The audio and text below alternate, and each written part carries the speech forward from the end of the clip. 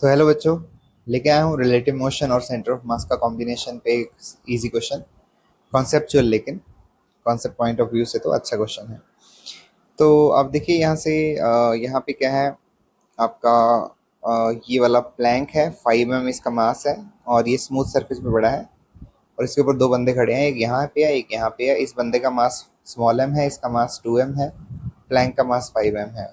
तो क्या है हमारे पास, एक प्लैंक है उसका मास 5m है, स्मूथ सरफेस पे पड़ा है, उस पे दो बंदे खड़े हैं।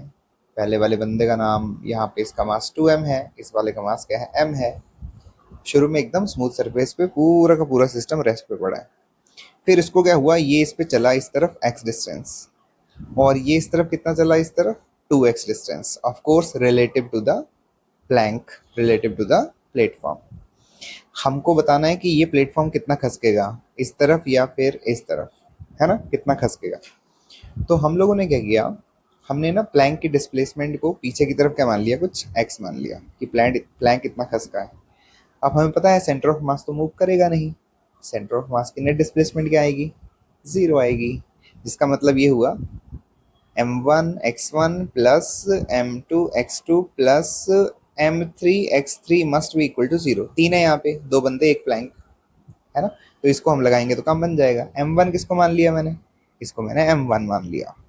तो इसका मास क्या लिखना पड़ेगा यार, इसका मास लिखना पड़ेगा हमें m, और इसकी डिस्प्लेसमेंट क्या है, ग्राउंड की रिस्पेक्ट में, प्लैंक की रिस्पेक्ट में, उसमें क्या ऐड करना पड़ेगा, प्लैंक की डिस्प्लेसमेंट। तो ऑपोजिट है इसलिए माइनस करना पड़ेगा।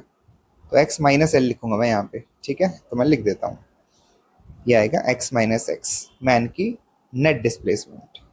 अच्छा, नेट डिस्प्लेसमेंट लिखते हैं यहाँ पे हम किसी भी ऑब्जेक्ट की ग्राउंड की रिस्पेक्ट में।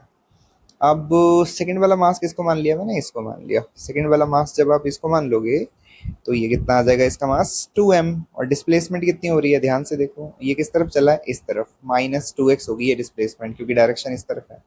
और इसमें प्लैंक की डिस्प्लेसमेंट भी ऐड करनी पड़ेगी, वो भी माइनस है।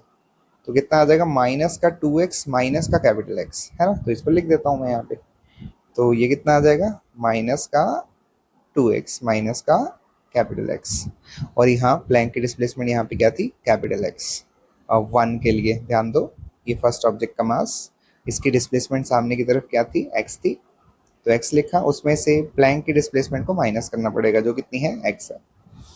सो और आगे चलें अगर हम मास 3 थर्ड वाले मास पे, तो थर्ड वाला मास मेरा कौन सा है, ध्यान से लिखें एक बार। थर्ड वाला मास है मेरा 5m इंटू डिस्प्लेसमेंट, अगर मुझे लिखनी है तो इसकी डिस्प्लेसमेंट माइनस एक्स लिखूंगा मैं। क्यों भैया, क्योंकि ये तो इधर जाता तो हम नेगेटिव लेंगे इसको। इन सब का सम क्या आना चाहिए, अल्टीमेटली 0 आना चाहिए। So let us right this.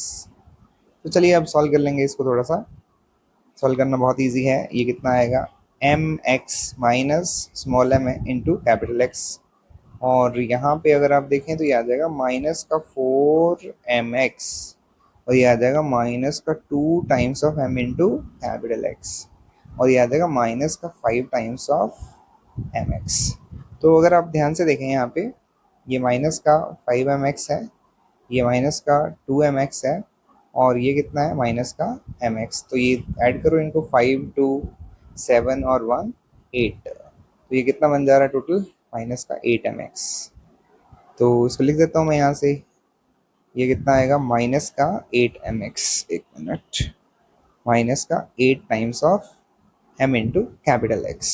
ठीक बात है। इसको हमने लिया, इसको हमने लिया, और इसको हमने लिया, कौन कौन बच गया, ये दोनों बच गए। तो ये माइनस का 4 है और ये प्लस का 1 है, तो ये बन जाएगा माइनस का 3 टाइम्स ऑफ, माइनस का 3 times of m x should be equal to 0, should be equal to 0, should be written everywhere. ये क्या हो गया, यहाँ से गायब हो गया। माइनस का 8x की वैल्यू कितनी आ गई, माइनस का 3 टाइम्स ऑफ और प्लस का 3 टाइम्स ऑफ x, और x की वैल्यू आ गई माइनस का 3/8 times of x। Negative answer क्यों आ रहा है, क्योंकि हमने जो डिस्प्लेसमेंट मानी है इसका मतलब वो गलत है। तो हमने डिस्प्लेसमेंट किस तरफ मानी हुई है, इस तरफ मानी है, और हमारा आंसर क्या आ रहा है, नेगेटिव। तो इसका मतलब है जो एक्चुअल डिस्प्लेसमेंट होगी प्लैंक की, जो प्लैंक की एक्चुअल डिस्प्लेसमेंट होगी वो सामने की तरफ होगी।